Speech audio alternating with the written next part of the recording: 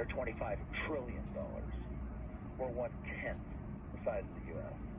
The U.S. government spends about $8 trillion, which is almost triple the size, more than triple the size of the Canadian GDP. That's how enormous the U.S. is. Pierre Trudeau famously said, he got it right.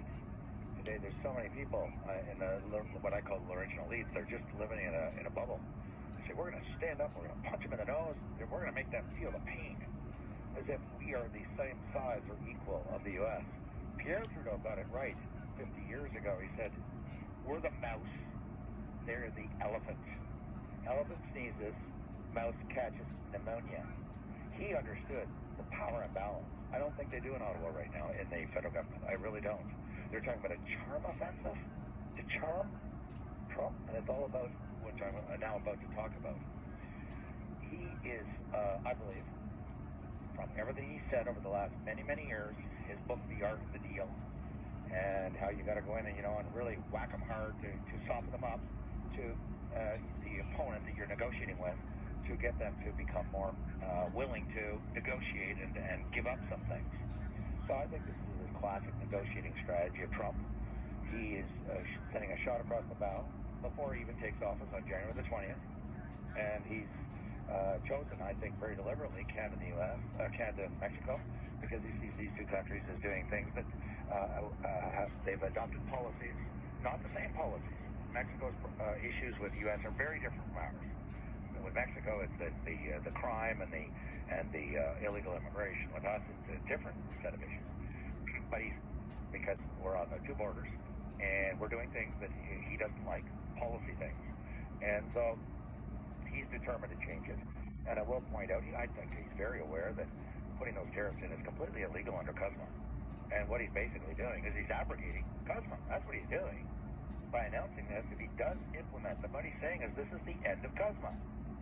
So instead of Mr. Trudeau running around, first off saying everything is fine, everything's hunky-dory, I'm a Trump whisperer, which is delusional in itself, or saying we're going to put on a charm offensive, I'm hoping that there's some people around him that can basically tutor him. And I say this very seriously, and I'm hoping it's the premiers, and say, look, we have to enter reality, and we are facing the biggest existential crisis of our country, in the history of our country. And what we should be doing is countering to the Trump and saying, look, we're going to be really radical too. Everything is on the table. We propose renegotiating CUSMA now, not in 2 years from now, right now. The day after you enter office, January 21, we want to start renegotiating a new NAFTA, a new CUSMA. Right. Okay. Everything on the table. If I could just jump in there, when you say everything is on the table, you're meaning things like supply management and whatnot. No sacred cows.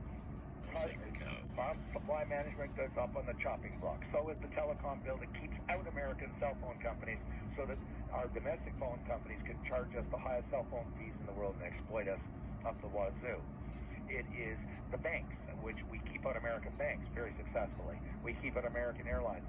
And, of course, we've targeted American digital giants for special digital taxes, which drives Trump crazy because he said so. We've got to say the following to the Americans. I really deeply believe this, Rob.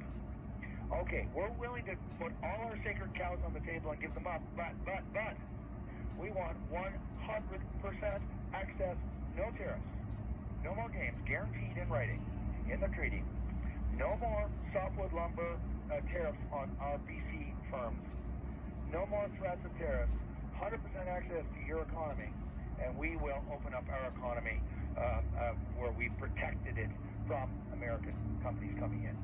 I don't think we have an alternative, because if we don't offer that, he's just going to cut us off. And we can't afford that. We'll become a third world country. We'll become Argentina. Okay, why don't we stop here? When we come back, Mr. Poilievre, during his news conference today, spoke very strongly and said maybe even retaliatory tariffs might be on the table if he became Prime Minister. I want to ask you about that retaliation. When we come back, Professor Ian Lee is with us, Sprott School of Business.